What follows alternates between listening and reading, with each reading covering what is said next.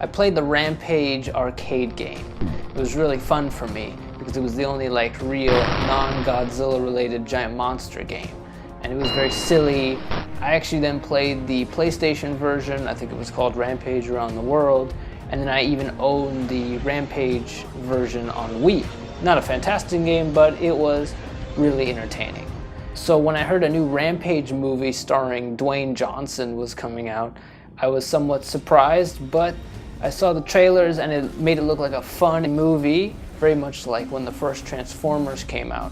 So I was actually looking forward to it.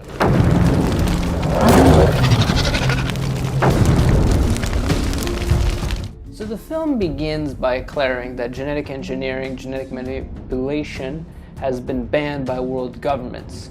So on a space station above Earth, secret experiments are being done, but unfortunately one of the experiments has broken out and killed the entire crew.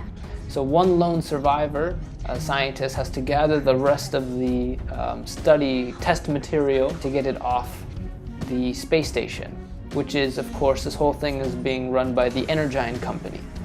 And Claire Wyden is the CEO, and she forces the scientist to bring back the specimens, which are in these canisters, to Earth, or she won't let her off. So the scientist is able to get off in an escape pod. However, her pod essentially gets burnt up when it comes into re-entry. Then the canister breaks into 3 parts, which all scatter across the United States. One crashes in Montana, the other crashes in the Florida Everglades. Energyne, run by Claire and her, helped by her dumb brother Brett, decided they need to go retrieve these canisters as soon as possible before somebody finds out what they've been doing. So they send out some teams to Montana to go find out what happened to the canisters. Meanwhile, in San Diego at a zoo, Davis Okoye, played by Dwayne Johnson, is teaching new members of his staff how to work with the gorillas. And of course they meet the large albino gorilla, George.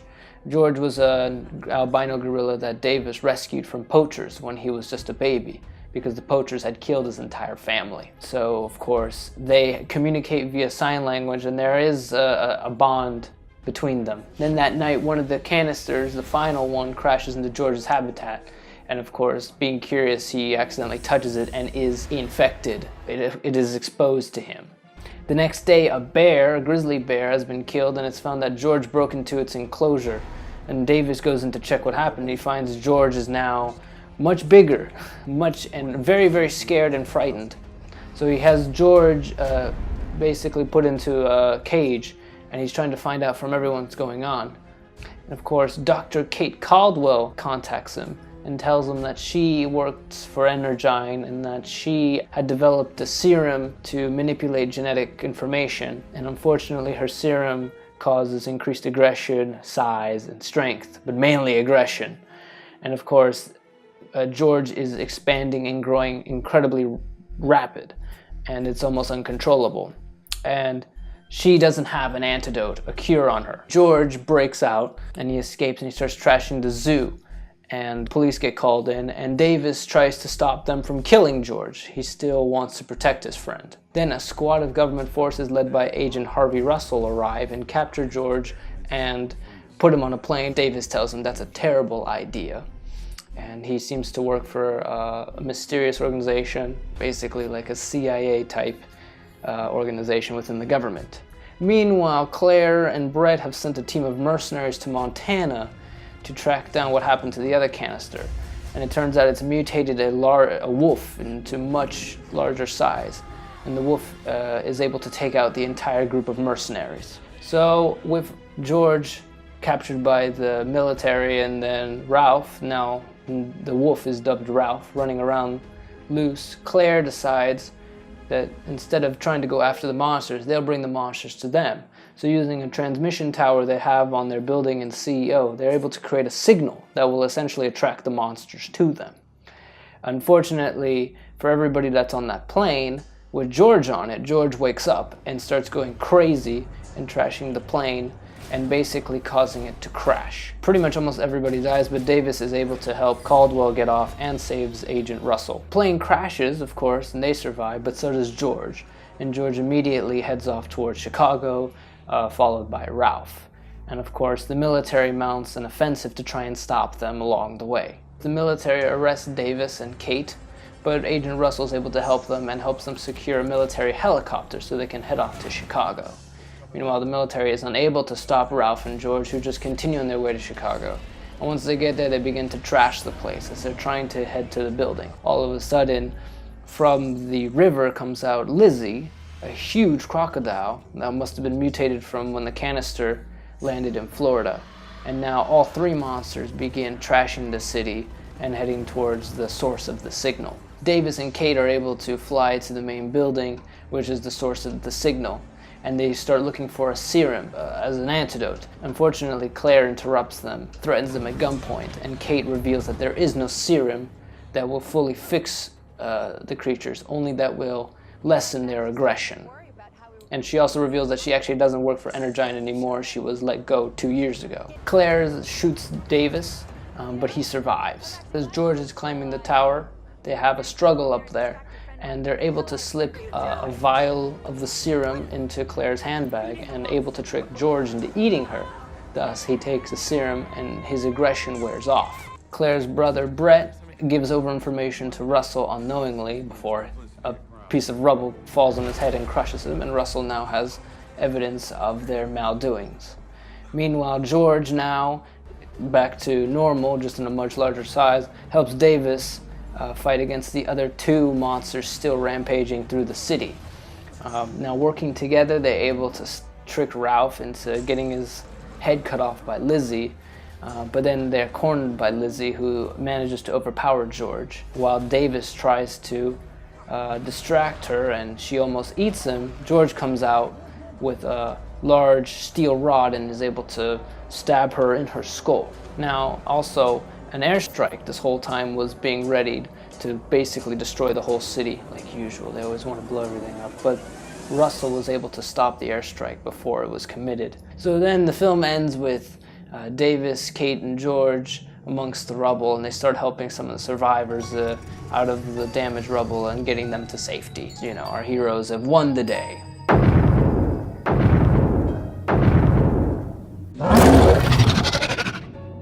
So when I saw the first trailer for this film, I definitely knew this was not going to be a very serious movie.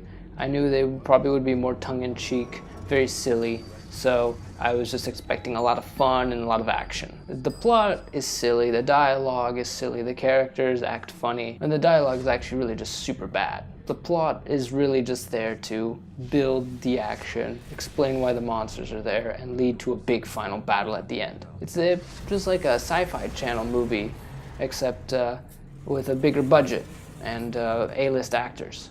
Dwayne Johnson, of course, has to carry this whole film, playing Davis, who is the primatologist who is essentially friends with George.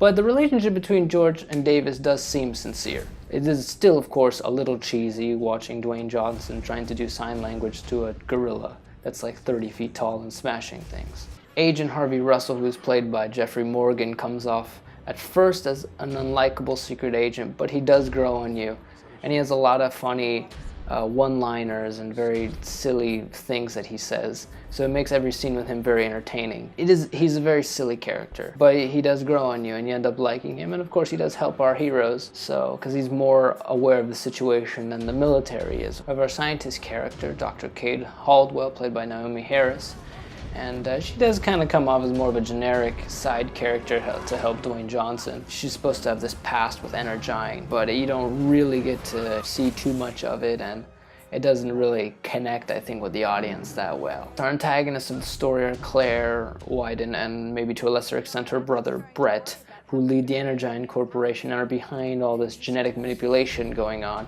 And they kind of play off as more generic evil scientist, evil corporate people. They do play it up silly, you know, it's a bit more like evil villain in the stereotypical sense, but it works, I think. In general, the characters weren't really ever annoying. I didn't find them, the main characters at least, and they kept me pretty entertained in every scene. Of course, there are some silly side characters, some of the military characters that are just generic, but they don't last so long in the story that I really have to complain too much about them. My main issue with the film's plot is the main monster fight doesn't happen till the end. So the main Rampage aspect of the movie, called Rampage, doesn't happen until the very end. And another thing that bugged me was that George and Ralph don't team up against Lizzie, who's way bigger than them, but instead it's George and Davis, or Dwayne Johnson.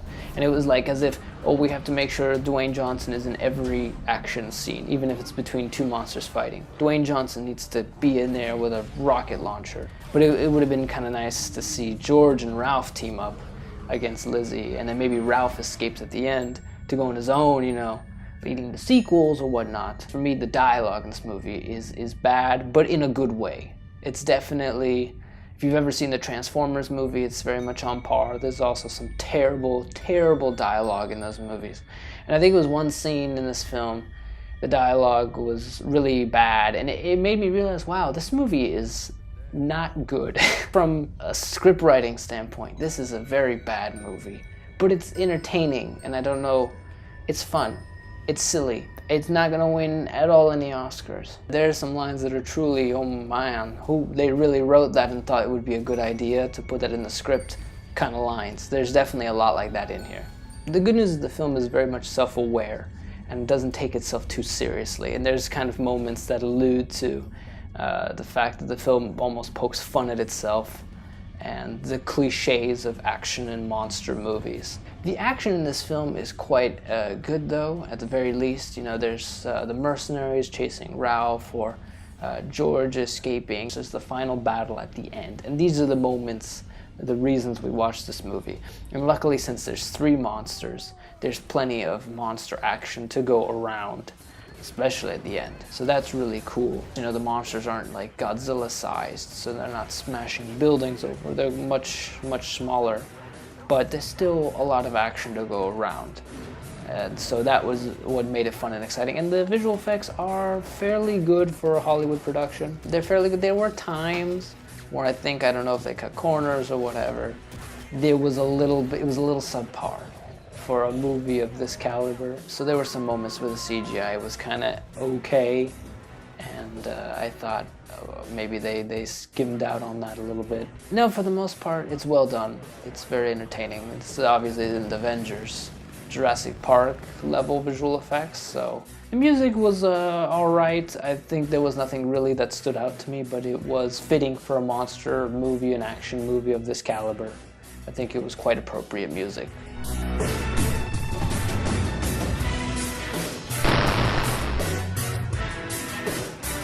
All in all, this film has some issues from a critical standpoint that I have to address, but it was still entertaining and very fun.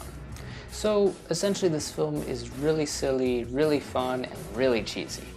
It's like a Sci-Fi Channel movie with a big budget and A and B list actors. But from a critical standpoint, if the dialogue is bad, the plot is bad, and the acting is a little silly, and the writing is garbage. But it's fun and it's entertaining. If you love the Showa Godzilla films, you like cheesy monster movies, and you liked the original video games, or you grew up on that, I definitely would recommend this movie. I think you'd have a lot of fun. But if you're expecting something along the lines of Godzilla 2014, of Shin Godzilla, like higher quality monster movies, the Gamera trilogy from the 90s, yeah, you're gonna be a bit more disappointed. This is definitely a fun, silly action movie with cheesy dialogue. The reviews were pretty hard on this film, but I think it broke even on its box office. I just have to see. I definitely feel like there could be room for a sequel, and I wouldn't mind a sequel personally, as long as, you know, they made it just as entertaining and just as fun, but, you know, don't go the route of Transformers. I think that's definitely a franchise that's gone too far, too much. The Rampage games, especially the PlayStation and the Wii versions, included way more monsters in them, so there's definitely room. I'd also love to see crossovers. You know, this is a great opportunity to cross over with other monster franchises. Who knows? Gorgo, Yongary, Giant Claw, anyone? Like, you could bring in 50s B-movie monsters into this. We just have to wait and see, because the movie didn't do that spectacularly well at the box office, and critics were, of course, fairly hard on it. It would be cool if just to have another giant monster franchise going on while we have Godzilla, because we kind of get a chance to see monsters and action that we wouldn't get with Godzilla, you know, because Godzilla already has its certain set of creatures and monsters that we've seen so many times, but there's a lot of other monsters out there that if only had 1 or 2 movies or just 1 movie, and it'd be really cool to see them be remade. So if Rampage could become part of a larger cinematic crossover universe, that would be really cool. You know, Attack of the 50-Foot Woman, Them, Mighty Pecking Man. Okay, these aren't great, but Reptilicus, Pulgasari. There's a lot of like non-Godzilla, non-Gamera monsters out there that have kind of been forgotten about. I'd love to see them make a comeback. But anyway, that was my review for Rampage, new film adaptation. Probably the best adaptation of a video game I've ever seen. Let me know what you guys think in the comments below.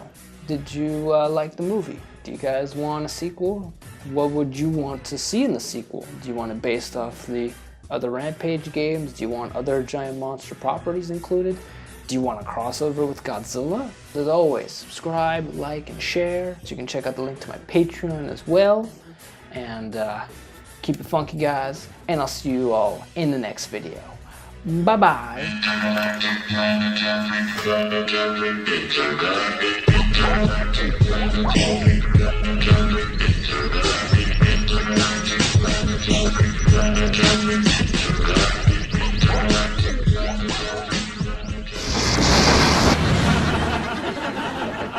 Drake?